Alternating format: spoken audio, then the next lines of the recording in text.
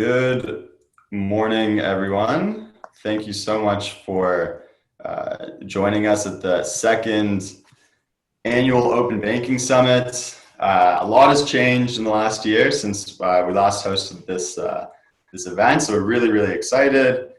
Before we get started, a big thank you to our sponsor, Flinks, for supporting this event. Before we get in, just want to quickly introduce the Canadian Lenders Association for those that don't know. We are the largest lending trade group in Canada. We have close to 100 members from across the country. Most of those members are fintechs. If you are a company in fintech lending or a service provider to lenders, we would love for you to join and for you to take a leadership role on really important policy issues like open banking. The last announcement is we run these webinars every month. If you're interested in attending future ones, go to lendersevents.com. And we'd love to have you back. We'd love to have you participating and sponsoring. So with that, thank you so much. And I'm going to hand things off to your moderator, Suhuyini. Great, thanks, Tal. Good morning, everyone. And as Tal mentioned, welcome to the Canadian Lenders Association's second annual Open Banking Summit. Thanks for joining us today. We have a distinguished panel who will be sharing their perspectives on open banking in Canada, and we are sure to have a dynamic discussion. In terms of questions, you'll notice a Q&A box on your screen. If you can please direct all of your questions to that box, and towards the end of the program, we will allot some time to address questions. My name is Suhuyini Abudulai. I am a partner at Cassels, Brock and Blackwell LLP, where my practice focuses on consumer finance. And as Tal mentioned, I will be moderating the program. Our speakers today represent some of Canada's eminent fintech companies. Sam Taussig is head of global policy at Kabbage. Mike Penner is the Chief Operating Officer at VoPay. Andrea Neufeld is Head of Customer Management at Flinks. And Avinash Chidambaram is co-founder and CEO at Ario. Now, if we were meeting in person, I would likely pose a question to the audience to gauge familiarity with open banking. However, in light of the pandemic, we are virtual. So we're going to operate on the assumption that most, if not all of you, have a basic understanding of open banking. And to the extent that you don't, you can fret not, because our proficient panel will be guiding us through open banking and addressing the Canadian approach, including the advantages and the setbacks. Open banking essentially places consumers in the driver's seat in terms of their financial data by giving them access and control to that data. So fundamental to open banking is giving consumers, or in the case of businesses, customers, the control and ownership of their data. Globally, we've seen other countries have embraced open banking, in particular the United Kingdom, and other nations are in their respective stages of open banking consultations and implementation. In Canada, the Canadian government has delayed the open banking consultations because of the pandemic, though it's anticipated to pick back up in the fall.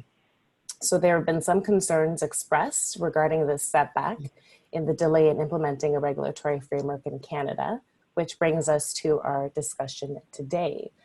So to kick things off to the panel, open banking has taken different forms in various jurisdictions.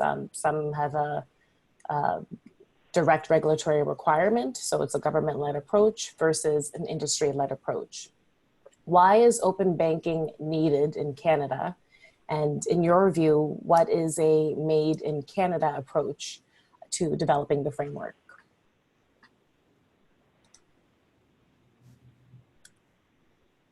Any takers first? Yeah, sure. I'll jump in. Kick things off. I think we really need to take a step back and understand why we're doing this and who we're doing it for. And I think the sort of my personal perspective, as well as the Flinks perspective, is really that this needs to be about consumer empowerment. And we really need to understand, you know, what the Canadian consumer is looking for, what it is they want and need, and then adjusting sort of our open banking policies around delivering on those needs while protecting the Canadian consumer.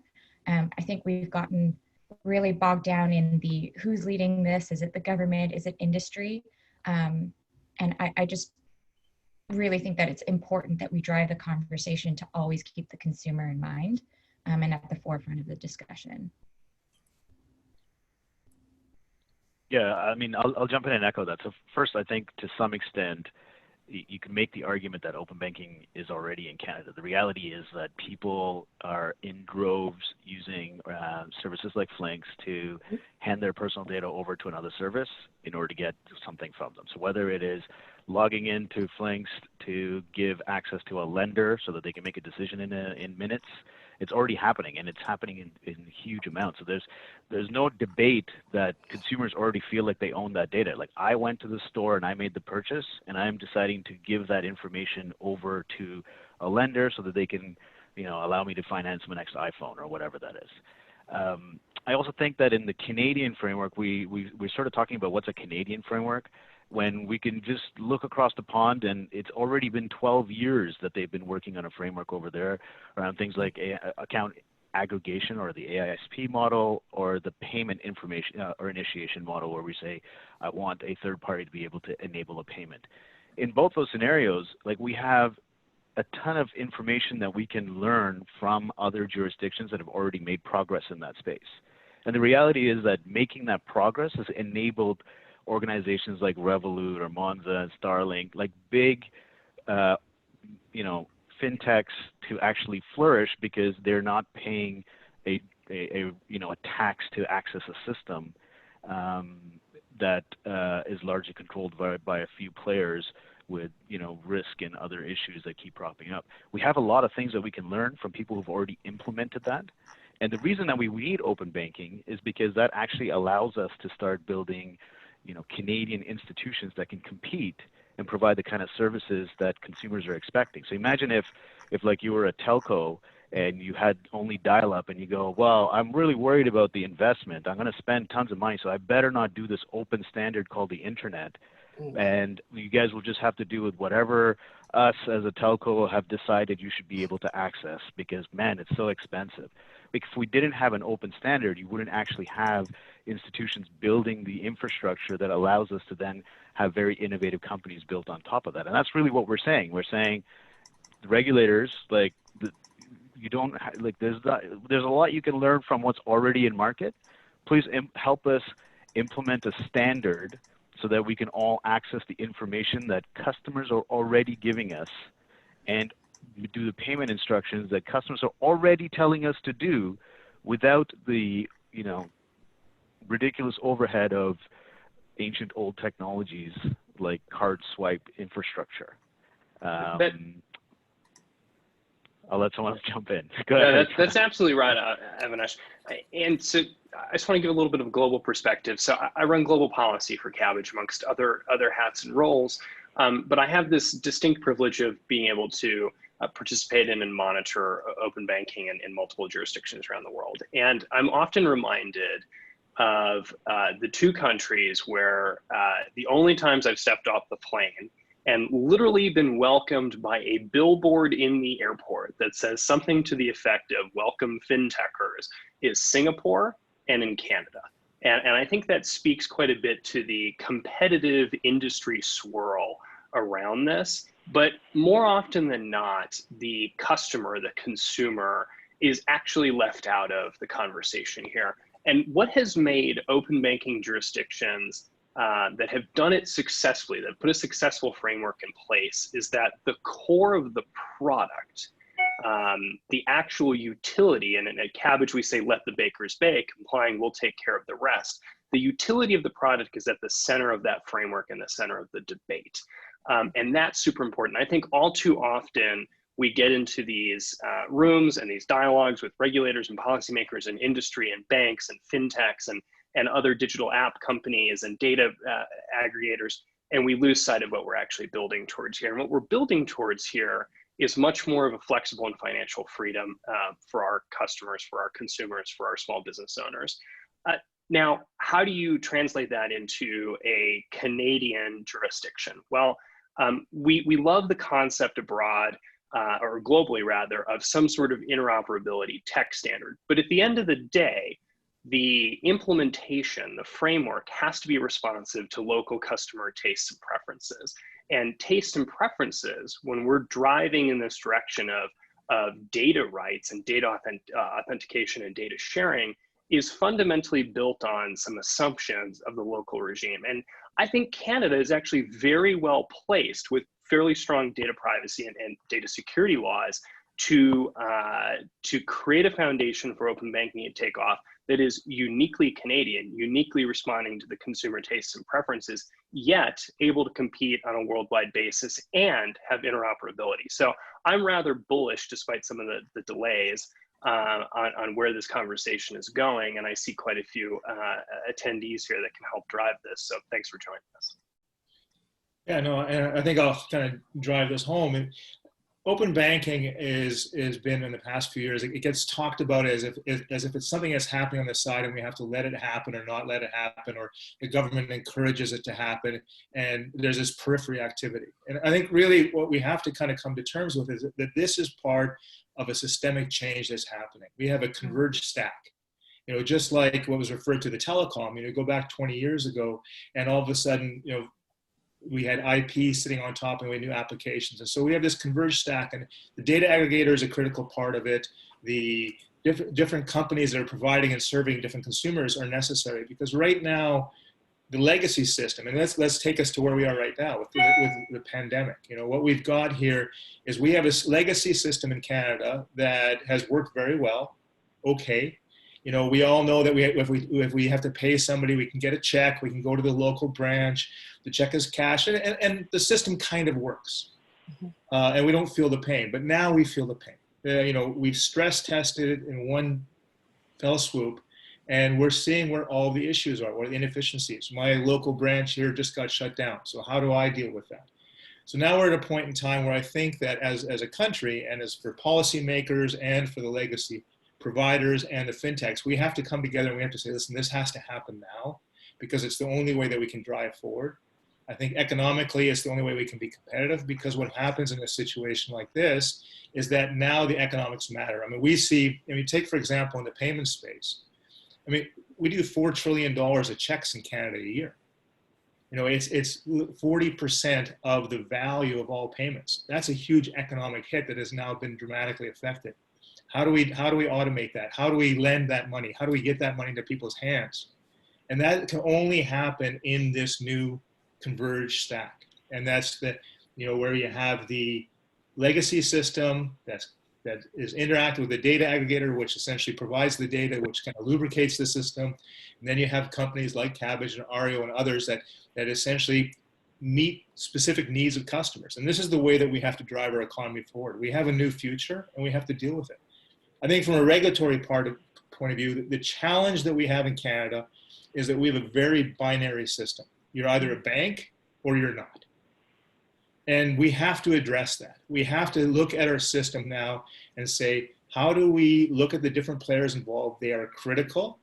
They have to be part of the system. It's the only way we can go forward. And how do we give people status? How do we make that interact? I think that's why it's so important for companies like us to be as vocal as we are. You know, if we're going to really encourage the government to protect the competitive landscape, you know, I think they're going through a transition too, because they've also grown up in the same binary system that we're all a part of. And that's why it's so important to have consumer, you know, front and center. And really, when we're starting to talk about regulation, kind of remove the tentativeness that seems to be the reality right now by sort of driving, you know, regulation around what's going to be best for the consumer, what's actually like giving them options and choice, and making this market more open in general. I think is really just to drive the point home around what all of us have said is really just, it has to be the consumer at the forefront. We need to start putting some regulation in place that starts the framework to growing whereby they're really given that option or given that choice. So I want to pick up on a few points that you've made. Thank you all. In particular, the fact that there's been discussion about the consumer. So there are various stakeholders in this whole framework, and the key stakeholder is the consumer, since ultimately it's going to be that consumer's data that's at play. So from your perspective, what is it that Canadian consumers need to understand about open banking in Canada in respect of the benefits and challenges?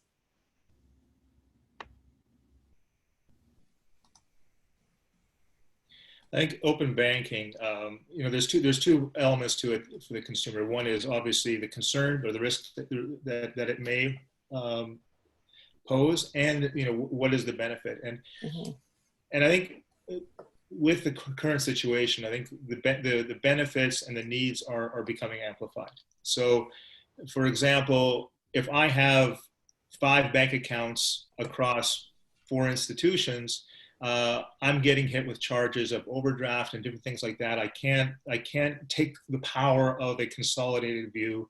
I don't get the value of what I do with one institution versus another institution. And there's no reason why that shouldn't happen. And there's an efficiency that needs to happen there. So open banking is essentially provides us with that efficiency. It provides other companies with the ability that, right now, the comment was made back in the telco days. The telcos didn't actually go out and do the ISPs because it was too expensive. And the financial institutions in the majority of our system still works that way. They make a financial decision about, can I service this market? Is there a return for it? Those decisions get made every single day. And it's not going to happen where the entire market gets addressed. And so for the consumer, open banking provides them with a service provider that meets their specific need, that at least helps them maximize their life. And essentially grow their personal economy. I mean, that's a grand statement, but that's kind of where it is right now. The risks and the challenges that people are concerned about are security or fraud. Quite frankly, we deal with that with every single new development.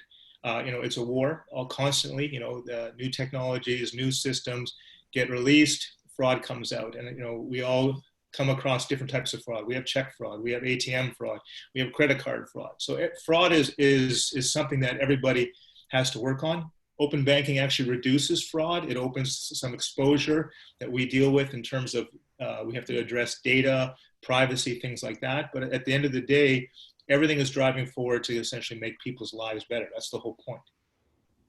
Yeah, I think if we're taking the conversation to the consumer, it's not necessary for us to really describe the concept or educate consumers on the concept of open banking as a theory, right? I think it really comes down to the value exchange and helping the customer understand, what am I getting out of this? So what is the input? In this case, I'll take the Flinks example. It's you're logging in using your banking credentials, and what is the output? It's access to XYZ.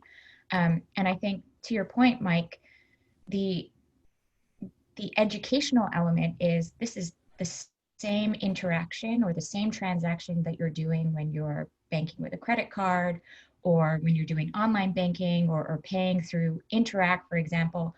I think it's simplifying the conversation to really helping the consumer understand what the value exchange is here. And I don't think that, again, to your point, Mike, that there's a reality where there's a zero risk reality, right? We have to kind of understand that there is risk no matter what, to your point of the different types of fraud out there. Anyways, I think it's really about just hunkering down on what the value exchange is for the consumer, what they're getting out of it and what they need to do to have access to the things that they want. And the other piece of that, it's the new standard, right? So if I walk into a bank, I can walk into any bank and I'm not walking with a measuring tape and examining the thickness of the vault or the sturdiness and functionality of the security doors around the ATM. No, I assume that it all kind of looks the same. And whether I walk into bank A, B, C, or D, I'm going to be treated functionally with the same level of security. And if there is an issue, there will be some similar level of remuneration for me, whether that's as a result of a fraudulent transaction, an access device being taken over, or some nefarious activity outside of the bank's control. And that is very much the same with the open banking concept. At the end of the day, the consumer doesn't really, they don't really care that aggregator A versus aggregator B delivered their data to the application or the service that they're using. They care that it works, and they care that they save time and money, or that it was easy, or that they could comparison shop. But they need to know and be educated about the actual underlying security structure, the privacy structure, the concept of what happens if something bad happens, and know that where the industry is moving, both sides of the industry, the incumbents and the new startups and entrants, that those are coming together in the physical world, in the digital infrastructure world, whatever, and that however you want to conduct your financial business and transact in your financial life, that it will have parallel or quality in that structure and the ability to make a consumer whole should something go awry. Yeah, I think the security thing is interesting because I had amazing fake ID and I was drinking underage ages ago. And it doesn't matter so much if you were buying booze and, you know, using your fake ID to do that. And then it sort of feels like it matters more if I use a fake ID and a fake, you know, hydro bill to go and open a bank account.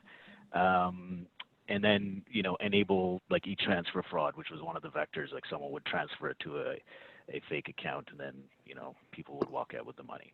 But the reality is that from the perspective of sharing my data, I think to Sam's point, there's already an acknowledgement that people expect that that data will be transferred securely. There's already regulation that covers the fact that institutions must securely handle that data. And the pieces that seem to be missing is what that interconnect is. Like we already have things like PKI infrastructure, certificates, all that sort of stuff, the EMV infrastructure to say, you know, this person holding this card with this PIN has securely authorized a transaction and the movement of payment information or my account data, like that kind of stuff is well established, and there's regulatory frameworks to say you need to be, if you're a fintech or a bank or whatever you are, you need to securely deal with this data and make sure that you have the right authorizations. And then if you don't do it properly, one, consumers will stop using you because you're a crappy service, unless you're like an Equifax that there's nobody else to go to and everyone has your data already, like literally everybody has it. So like, there's like it's a bit of a red herring. Like we should really focus on what are the standards that everyone needs to comply to. What does that interface look like? And then what that allows us to do is like really, if we go back to the consumer, it says, well, there's two things we're really trying to focus on. One is choice, and the other is inclusivity, right? So from a choice perspective, it's really hard. Like my mom opened my TD bank account, I guess when I was born. I don't know when it was, but it's so brutal to switch that essentially I'm never going to switch. But if you contrast that to Europe, you know, it's your data and this is a shitty bank, so I'm going to move to a much better bank, and they enable that to happen. So you actually have much more competition, you have much better services. And to Mike's point, it's not about, well, I've already spent tons of money on my IBM infrastructure in the 1960s, which is costing me boatloads of money to keep it up and running. So therefore, please pay me these massive fees to cover that. You actually have proper competition and better choice. And that actually drives the inclusiveness side of things, right? Now you actually are able to create institutions that are not addicted to interchange crack to run the majority of their consumer banking division. You can actually provide services to a much broader segment in a profitable way because, you know, like as a fintech ourselves, it's actually not that hard to be FinTrack compliant because we already know how to use data. We're not trying to pull it out of ancient old mainframes to figure out how to report on it. It's just a natural part of our ecosystem. So you should enable that part of the ecosystem with the right constraints and the right regulations to actually provide the service. I have a pretty strong feeling about those things. We do have sorry. I was just saying, you make an interesting point. You go back, Avinash, you go back 20 years ago.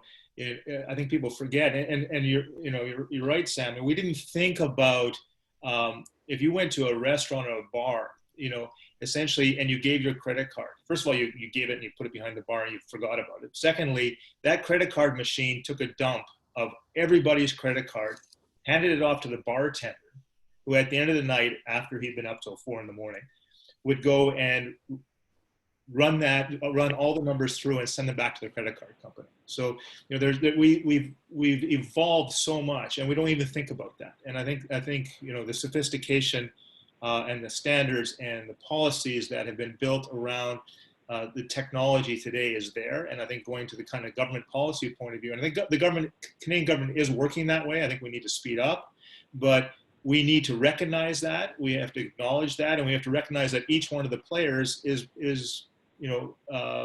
taking care of that, maintaining that, and part of that system.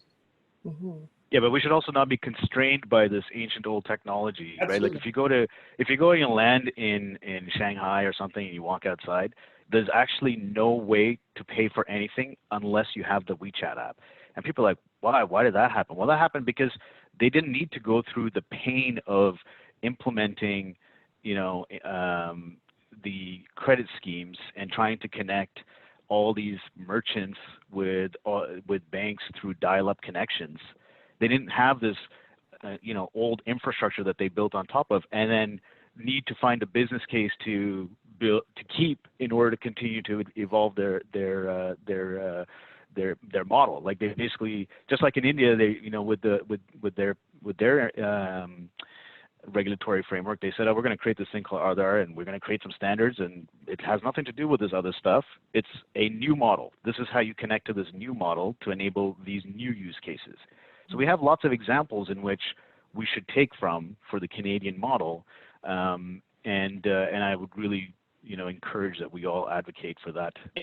And just that mechanism. Just to land that point, the reason that the Chinese payment system works, the reason that WeChat works, VoPay, the Indian identification system, the Aadhaar network, the instant settlement in the United Kingdom, and soon to be the open banking framework in Canada is those technologies, those standards, those security practices are granted legitimacy, just like the granite columns of a bank and the 10-inch safe.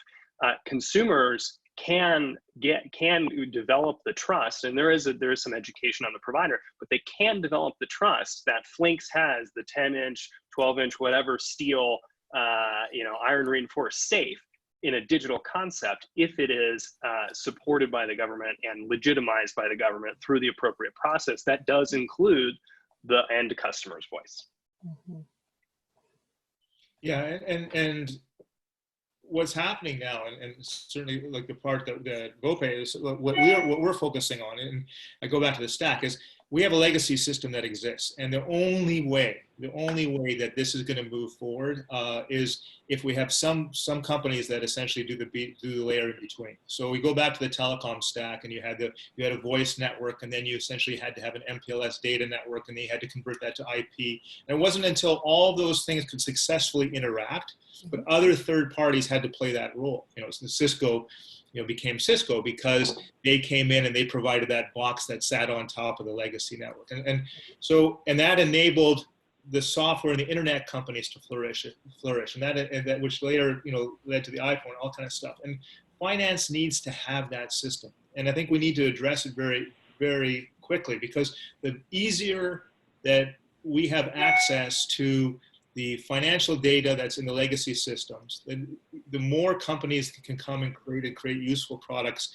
for specific use case and services, because their margin is great. We're using Zoom right now. Okay, Zoom's economics are way better than the telcos for delivering video, right?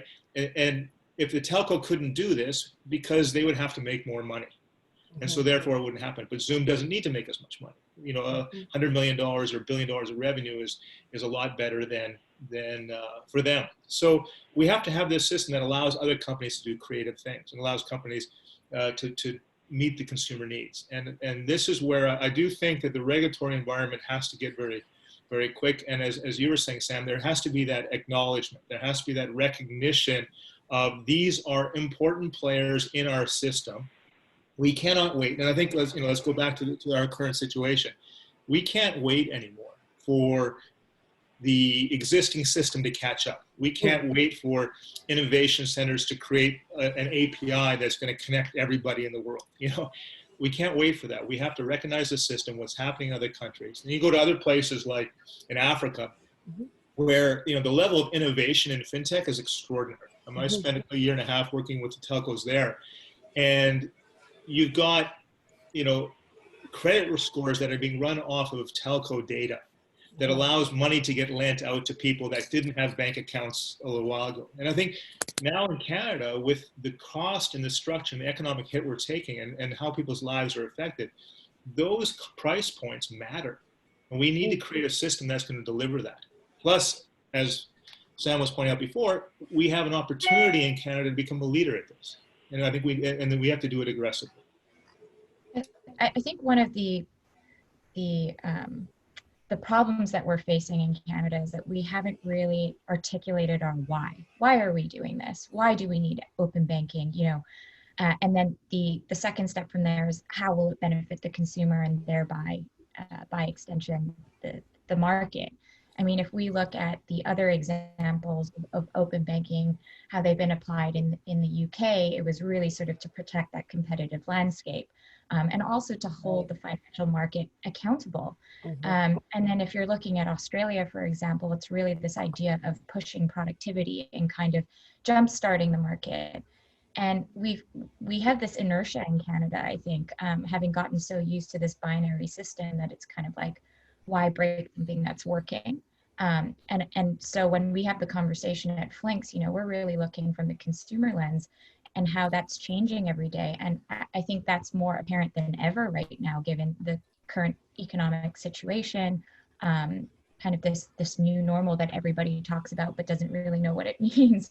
I think the Canadian consumer, in its essence, just given sort of the migration patterns, for example, and how varied we actually are as a population, you know, it's always changing. The Canadian consumer is always changing, and we need to adapt to providing, you know, better alternatives and adjusting our market to that changing Canadian consumer a lot faster than we are right now. But just to come down to sort of the root question, I think we still need to define our why. Why are we doing this in Canada, and why is it so important? So I see some really good technical questions. Yeah, I was just gonna.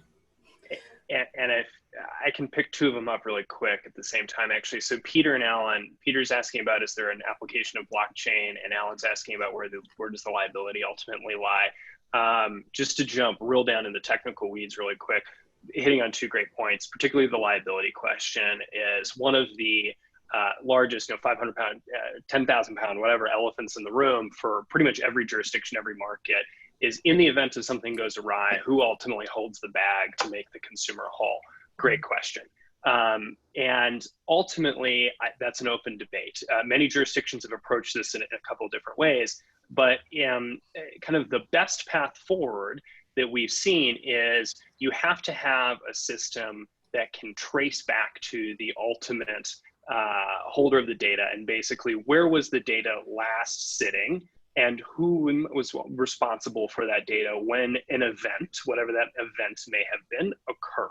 And that's a very tricky question. It hits to this concept of traceability. And in order to assign liability, you need to know where the event occurred, right? It's almost like forensic accounting. You have to crawl through the different ledger events, the evidentiary events, if you will, the chain of data to find exactly what happened. And that's not exactly worked out today. There's all sorts of ways to do that. One way is an independent standard body or an independent kind of investigative body that's going to go and examine each event and ascertain what happened, how it happened, why it happened, and ultimately who's at fault. And then it falls back onto the local jurisdiction, be it the regulator or the court system or a larger open banking implementation body to assign that liability. It's a whole nother conversation. Specific to the traceability concept there, though, there is a move and experimentation and examination of a technical tool to do so. One of those potential avenues is the blockchain. And if there is a way to log how data moves from a data source, so a bank account, via an aggregator, possibly via another aggregator, to an end data developer, a fintech. How do you log those events in a ledger? Say, I passed this data block containing this information to this entity. They did ABCD, examination or value prop for the data, and they passed it on. And then there was an event. Potentially, the blockchain has applications there to explain the traceability function. But again, this is something that needs a lot of examination from industry, dialogue from regulatory environments and policy stakeholders, and most importantly, just an overall atmosphere and willingness to test some of this in a sandbox or a greenhouse, whatever you may have. Yeah, but there's lots of examples of it already, right? So before I would swipe my card and someone would look at the signature and go, well, that signature matches. And if that turned out to be fraud, either the merchant paid paid for that, or because my signature matched, it must have been me and I paid for that. And then we went to a chip and pin environment. We go, well, you've stuck your chip in, and you bought something, and you entered that pin. And if you gave your card to someone else and entered that pin, like, that's still on you. So you're out that money as a consumer. And if you don't, well, that, if it wasn't your fault, like like there was fraud that was committed, well, now the issuer is liable. So we have constructs in place that are already dealing with how you assign liability when we're actually moving funds. And there's actually, lots of case law. Even in Canada, there was a guy who bought a car apparently on his CIBC card, and he put his PIN in, and he was on the hook because he handed his PIN out. And so you can take from that and try and understand how you can address the liability equation between parties that are relying parties and providers of data that are using a network to actually do that transaction. And I would actually say, Sam, like, if you look at like in China, they recently launched their cryptocurrency tied to the yuan, and it's underscored by something called the Blockchain Services Network. And like blockchain can be a bit of a head fake, because everyone sort of starts looking at blockchain as opposed to worrying about what the consumer really cares about, which is not blockchain. It's securely transfer my data. But the blockchain services network that they have implemented and integrated China Telecom with the billions of customers they have, and China UnionPay with 8 billion customers, essentially allows anyone to use this network to set up a contract that says, I authorized the transfer of information from this one party, China UnionPay with 8 billion cards, to this other relying party. And so now you have this infrastructure that says some consumer logged in, still logging in with a username and password, and maybe some biometrics, I don't know, and authorize this transaction. So now we see where the liability equation resides from that perspective. But I would just say, like, you can actually step back from that, like they did in the UK. And they didn't say you must use a token service, or that you must use this company called token.co in order to tokenize data and transfer it between people. It said you must do it securely, and here are the regulations that you have to meet to do it securely. And then you enable innovators to figure out how to do that securely, because they understand where the risk is and where the liability is in that equation. It doesn't make a lot of sense to go and say to a consumer, well, you authorized me to send all of your private financial information or health information or whatever from this provider to that crappy institution that didn't take care of your data, so you're on the hook. Like, you need the regulatory framework to stand up and say, no, we understand what that means. Just like if my bank went down tomorrow, someone has insured me up to $100,000 in that bank account. So I'm just worried that as a sort of from the regulatory perspective, that people start to run down should it be blockchain or should it be this kind of scenario, when you should really enable innovators to figure out what is the right methodology and what are the right technical tools to enable this, to build a stack, as Mike said. And that allows us to have the regulators to focus on regulation, because one of the biggest challenges is when you start going and talking to regulators about what the API should look like or what technology we should use, then we're expecting too much from an institution that has no experience in that space. We should really focus on what are the expectations of a consumer? What are the expectations of the relying party or the organization that's receiving the data? And what are the expectations of the company that is, or the enterprise that is sending the data? And then what do we expect the interconnecting entities like Flinks to do to enable that to happen? And once we understand what everyone's needs are and where the liability should be established, then we let innovation take hold, and we let people who understand this implement sort of services and solutions that will be tested in time, because people will use that infrastructure. And if you have massive data breaches, that's a terrible institution for you to be using, and you should stop using it. As opposed to now, where you have no choice, you still got to use it. Yeah. Sorry. Same point. No, I mean, absolutely. I mean, let's go to, policy should be at a 30,000 foot level. Let's go to a 30,000 foot level, okay? For us to have better, we go back, and I seem to always be going back 20 years, but, there was a time when if I had fraud, and exactly what you're saying, Avinash, I had a 5-month fight as to where the responsibility was. Is it the credit card company? Is it the bank? Is it the merchant? And I'd be lucky, and that would drag on for a long time. So we've evolved a lot from there. So the issue is transparency. The issue is, as Sam was saying, the ability to trace the transaction. If we had the visibility into all the transactions, if we had the visibility as to where money went from point A to point B, then we would be able to protect all this stuff. So from a 30,000 foot policy level, the statement is data makes transparency happen. Transparency makes accountability happen, which makes restitution and all that easier. What can we do to create a data society in our economy that allows the money to flow that we can trace? And then we have to create something that makes that happen. And let's start there. And then, of course, now we see how that would work itself out. Standards, how it gets applied. The standards wars, have taken over every tech industry, and there's always a winner and a loser, and it causes a restart and things like that. But from a policy point of view, we have to say that people need to have access to the data. Third parties need to be able to use the data in a way that they're responsible and that can be managed. And there's some mechanisms to do that. Technology companies are more versatile and more experienced at doing that. And the big challenge, which exists today, is how do we interact that legacy data into a new digital environment so that we can deal with this?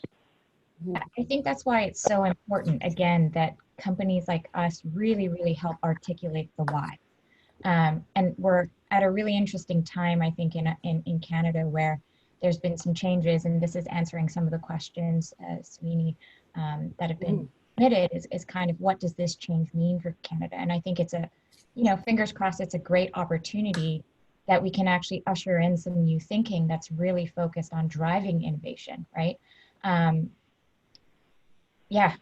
think if we're going to have a standard created that kind of gives consumers that feeling of, okay, well, this is a system that I can trust and a system that I can use, and thereby the use of that system then starts to drive that innovation and opens up competition, we really, really need to help the government along in understanding the why of what we're doing here and what we're trying to make available and market, and hope that sort of changes in our finance cabinet follow along. But yeah, if we're going to get to that point where this becomes the standard, we've got a lot of work to do, and we need to accelerate that, I think. Yeah, I mean, there's an interesting question there on the FD exchange, which probably is something that we should address. So if you, first of all, if you Google, who FD exchange purchased or acquired to access those APIs, you can find those APIs. They're all online. They're obviously older, but you get a good sense of what is possible, and it is actually a good outcome. It allows consumers to have a better experience. I think it's important to keep in mind how they're delivered, right? Like so the FD Exchange is a consortium of folks who are trying to build a certain set of APIs, but there's a business model that underscores it that's important to consider, because it's no surprise. It's very interesting, let's put it that way, that the credit schemes have acquired things like Finicity or Plaid, and as banks think about how they monetize the sharing of that data, one of the obvious places to go is to say, well, I might lose some interchange revenue. So maybe I can create this ecosystem around a set of APIs that I get to help define that allows me to layer in that interchange crack that banks are addicted to, so that I can extract a fee for enabling the transaction across these two institutions. That's a very bank-centered sort of approach. I think it's right for the consumer in the sense that it's moving towards enabling better experiences, but it's really not a replacement for the regulatory framework. It doesn't make sense. Like, we wouldn't say, hey, a bunch of telcos, why don't you get together and decide how the internet should work, and don't worry about those fintechs or all those other players who just are needing access to this. I'm sure one of them will eventually participate. It really is not going to be conducive to what the ultimate goal of choice and inclusiveness is going to be for consumers, because really what it's doing is centering institutions that are not able to innovate with a thin layer of API controlled by an organization that essentially is still driving interchange as a business model, which is just a giant tax on payment ecosystems in most of the Western world that relies on that kind of network.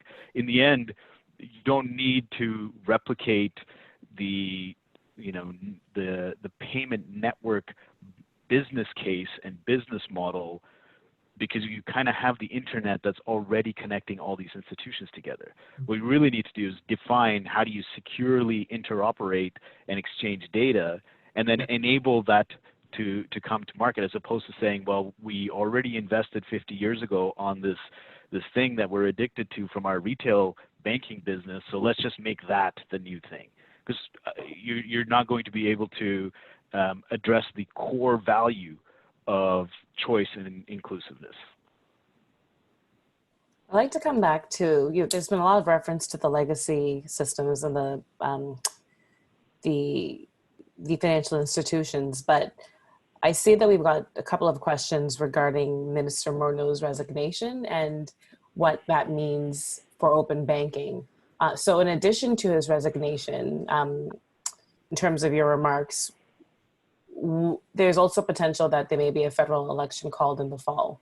So what do those mean for the development of this framework in Canada, right? We already have this delay, and Canada is viewed as and wants to be viewed as a leader in financial services. So do you foresee further setbacks because of these events or upcoming events? I think we should be more hopeful. So we had lots of conversations with the Ministry of Finance, with Mary Ng, with lots of folks as COVID started. And we said, you know what, we can really help you help Canadians. And what ended up happening is we had organizations. I was surprised at the army of lobbyists in Ottawa claiming that, well, that's just not very safe over there with those fintechs. And lucky for Sam, he works for a American institution with competition and the customer at the forefront of their thinking. So they enabled a lot of fintechs to get engaged. And wow, did they ever get that money out fast? And but over here, we are, we still run into customers who are like, yeah, I applied to the BDC for that loan, and 40 people will look at that, I'm sure, and make a good determination on whether I should get it or not. And oh shit, I'm bankrupt. So there, and all of that was held up, honestly, by the finance ministry. So, and I worked for a long time at Interac. I ran the e-transfer platform. And it was shocking at how much of the decision making was done by a small group of folks who all seem to be really on the same page in terms of how banks should operate vis-a-vis any competition. And I would say to you that I'm hopeful that because there isn't a minister whose future is dependent on where she might work at a bank post her career in office, we might have an opportunity to actually think about the constructs around inclusiveness and getting more people involved that she has spoken about.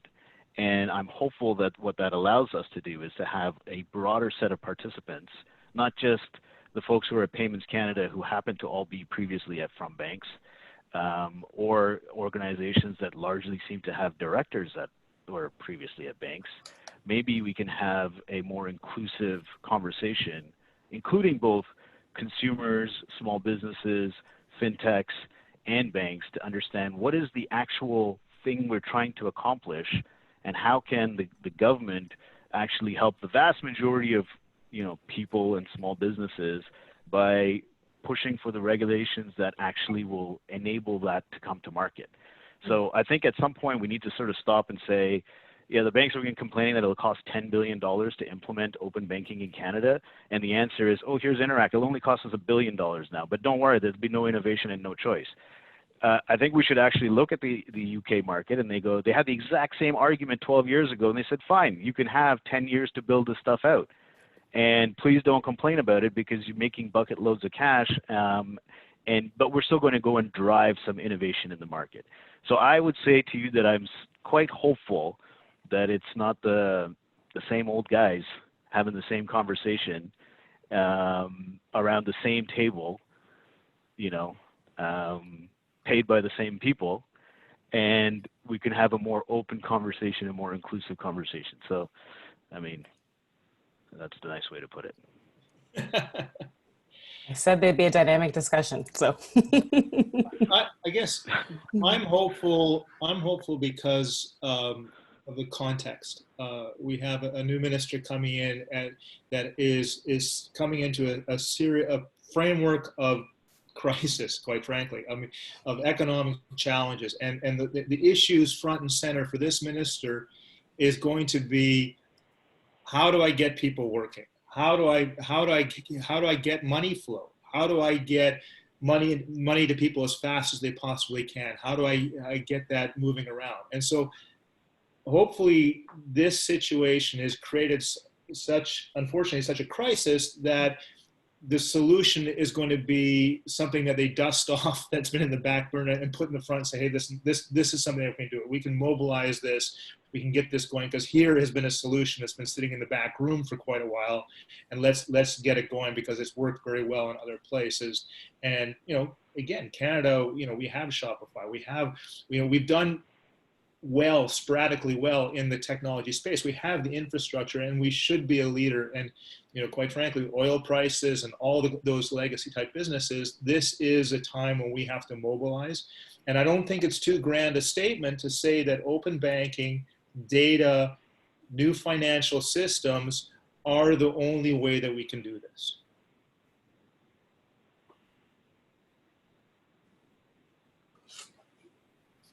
Since we've got a few minutes left, I do want to for us to touch base on the couple key stakeholders in this framework, being the fintechs and the financial institutions that you've all referenced in your commentary.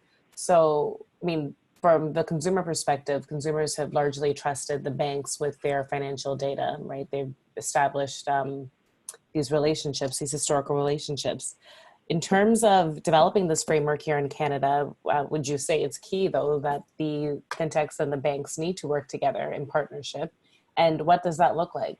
Because you each have respective interests and roles to play. Yeah, I mean, look, you actually see some forms of collaboration, like Kabbage did some stuff with Scotiabank. I'm not sure how well that worked out. You do see some partnerships with some banks, but I mean, to me, a lot of it is sort of innovation theater. It hasn't actually produced any meaningful value to a significant number of consumers.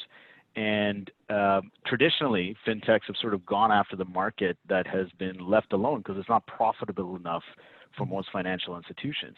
And so if you look at historically, we say, like, who are the kind of great fintechs, organizations like Kabbage? I mean, like, we do lending, like, we're in the same space. We do lending. We just do it way more efficiently and with a way better experience. And we collect thousands of data points and make decisions.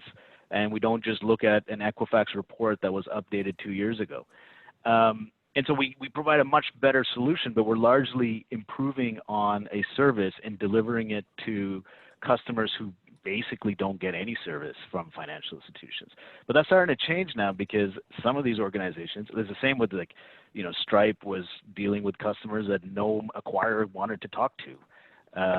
And now they're getting to a point where there's like enough scale and enough value that it's starting to, there's as much competition as there is collaboration on some of these markets. And oftentimes I hear financial institutions, and they call us and they say, we need to plug a hole in our strategy because we see that we're losing some of our transaction volume to a fintech who just does it much better and whose cost of acquisition is, a fraction of, a bank's.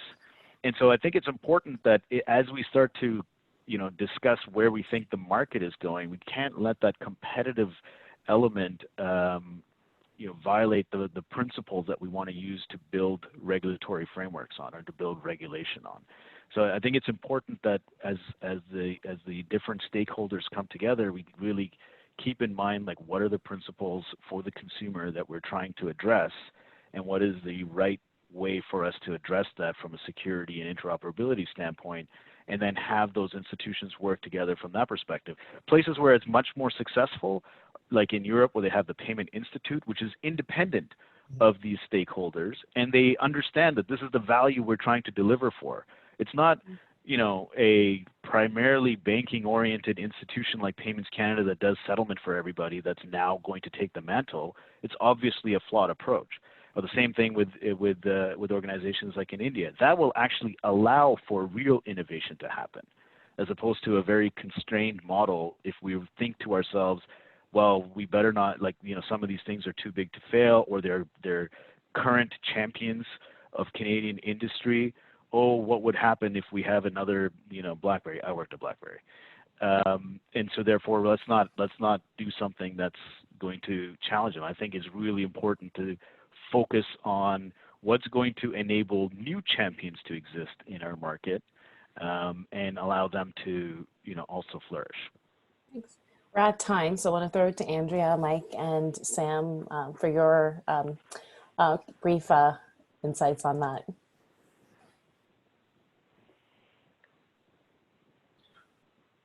All right. I think, I'm going to go back to kind of what I've been saying before. We see it very much, and it's time to converge, right? So there's a financial technology stack. The bank, whether we like it or not, the financial institution sits at the bottom. It's a deposit-taking organization, and they service their customers in a different way. Where we see it at VoPay, where our kind of role in it is that we see ourselves as that layer between the legacy institution and the digital enterprise. So that allows them. One is it's beneficial to the financial institution because they need to plug in and they need to do it quickly and nimbly, and then vice versa. And we kind of, it's a triangulation between that with the data aggregator. And so we need to have these layers. So I don't know if it's so much, hey, let's all see if we can get along because we're doing different things. Again, I'm going to, hammer away on the urgency. We have to get this to converge. We have to create the stack. We have to enable, and the banks hopefully will get to the point where we have to enable as many of these companies as possible, because let's go back to the telecom analogy. At the end of the day, everybody uses the, Bell, Shaw, TELUS, whoever, everybody uses their data and they make money off of the data. And I think we need to start looking at that. And everybody has to say, listen, it stacks up.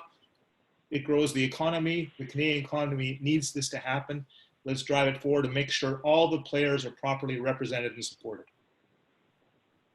I just to weigh in on Flink's perspective, I think, we're really focused on the consumer and just making this sort of a normal practice for them, being able to use their data to get access to things they need and want. And we believe that it should become a more inclusive conversation to some of the points that have been made, where it's less about us versus them, and it's really about us servicing the Canadian consumer together. To get that speed to market. And I love that point, Mike, of we should use the telecom example of seeing how just opening this up actually makes this a more competitive environment for everybody, where, the upside and how we've been achieving that thus far will change, yes, but there's enough to go around for everybody. I agree with Michael, but look, you're leaving money on the table as a bank if you're not engaging with the fintech movement here, the open banking and data aggregation movement. Banks are not going anywhere anytime quickly here. Banks should look to support the end user experience and look at the ability to monetize and capitalize on some of these new and emerging trends and really re-examine what is the role of a bank in the modern financial system. And that role may not look like the role of yesteryear. What it will look like, though, is deposit taking. It could look like bank partnerships. It could look like, in some cases, stewards of data. But at the end of the day, the last mile delivery, the democratization of digital financial services, the inclusivity, and of course, the experience should fall back on basic economic principles and be serviced by the folks that can do it better, faster, cheaper, and ultimately provide a positive externality to the end customer. Look, if you want to read more about kind of what we think about this, we and a couple of other economists wrote a Basel report, the BIS report on exactly this, the death of banking and where fintech fits in. That kind of explores all the macro questions here, but it's going to take a really concentrated debate on competition issues, security issues, privacy issues, and kind of overall financial stability issues to get there. All of those conversations have to have the customer number 1, 2, and 3, though. Perfect, thank you. Can I just say you are a knowledgeable and very engaging panel, to the point that I noticed that usually when you're at time, you start to see this huge drop in participants in the webinar, and we haven't seen that. So that's great. I hope that our audience found this as informative as I have, and thank you all for joining us today. There's a lot to talk about. We actually had a number of other questions we didn't get to. So perhaps when we do the annual program next year, we may extend the time allotted to the program, and we may have some more to speak about once the government picks back up, ideally on the consultations and sets up the framework. So that said, thank you very much to everybody for joining today. And you've got the names and contact information for our panelists to the extent you want to follow up on any questions. And I know, Sam, you've sent out the paper that you mentioned, I believe. Is that what you just sent right now? Splash page to it, yeah. Oh, perfect. Great. Well, thanks, everybody. Thank you very much. Thank you guys for having us. And thanks to the Canadian Lenders Association. Take care, Where did everyone. Tal go? And Tal's on mute there. There it is. Thanks so much, guys. That was amazing. We all loved it. Can't wait for next year. Thanks, Tal. Thanks, everyone. Bye. Bye. Bye-bye.